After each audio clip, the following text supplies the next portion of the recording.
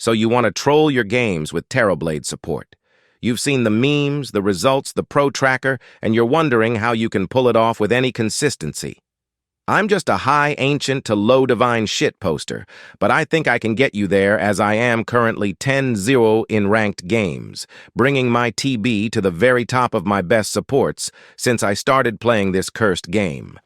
You are probably wondering, what does a TB support actually do? How does it contribute to the game? It contributes in a few ways and has a few options. You can carry auras, scout, cut waves, push waves, stack with illusions, deny runes, block camps, stop blinks, and just generally troll the other team into submission. The strongest way to impact the game, however, is just to win lane. Winning lane alone will put the enemy team in an endless state of tilt, which many will not recover from, primarily in solo queue. To start, you really just need cheap stat items, tangos, and maybe a sentry or two depending on lane. Terrorblade starts with high armor, having 9 to begin, so any support or core that relies on physical damage or right clicks is going to have a bad time. Don't be afraid to throw your body at the opponent, especially as they are likely confused to see you playing Terrorblade support. The fear of the unknown will have them behaving irrationally, trying to trade with you or hopelessly running away as you chip away their health. Use reflection on both heroes if possible for harass, and to make last hitting harder as it slows, move speed and attack speed, in addition to the damage dealt. Once you hit level 2, this is where the blued grenade comes in.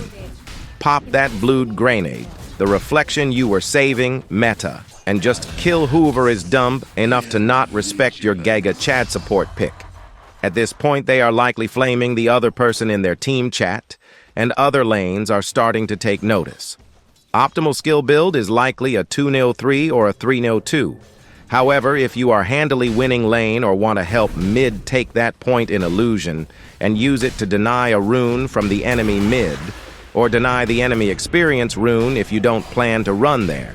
If you do plan to run there, use that illusion to stack or harass the other support as they make their way to rune. One of the underrated aspects of Terrorblade 5 is that meta is not just great for dominating enemy heroes, but also for dumpstering towers. If you can find an opportunity for an easy tower, don't be afraid to pop it and just take it. The objective taking and pressure taking a tower at around 8 to 9 minutes in is great, and also leads to more discord in the enemy team. Now that you have ended the laning phase and should have won handily, the other team is on edge. The offlaner is angry at the 4 is angry at the mid is angry at the offlane, and the tilt has begun. At this point of the game, you have a few options, but the ideal item build coming out of lane should be Uran into Vessel if you need it, or Drums into Drum Boots, or a Vlad's if your team would benefit from that. Ultimately, you are quite survivable in the early mid-game fights with your ult, and the auras just boost your teammates in fights or taking objectives, which is the secret MVP of a lot of the engagements. If your cores are dumb and get caught out of position, a sudden mistake turns into an epic bait with a Sunder and leads the enemy team into the most unholiest of tilts. Besides the items, you have plenty of ways to play the game. If your team is playing passive, you can use your illusions to stack camps, push waves, cut waves, scout, and just genuinely troll the other team into submission. Bonus points if you scout out the enemy support or offlaner you played against and use the trauma build-up to destroy their efficiency. Scouting is the name of the game with Terrorblade. On such a short cooldown with relatively long living illusions, which are also quite tanky in the early mid-game, you can use them to scout heroes and inflict terror. Many will run, which you can use to your advantage either to ruin their efficiency or corral them into areas you want to gank them in.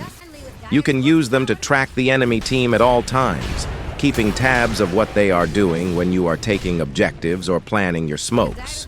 It's basically free-moving wards that the enemy team is terrified of and will get more scared the more often you use them to scout ganks. Later on in the game, it's really about finding the best way to troll the other team into geeking out and arguing with each other. Bonus points if you type in all chat to gaslight them into thinking a certain person is the problem child. A 4v5 or even 4v6 is a common occurrence. Enemy team has a blink dagger engage? Send illusions to trigger the absolute fuck out of them, or use them to scout before reflection, making a divine player look like a herald in the process and triggering the entire enemy team when their badass motherfucking ult is wasted while they just walk in and feed. The Sunder Swap is also extremely powerful as a last tip.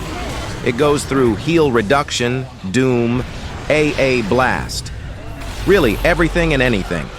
Thanks for watching. Go play TB5.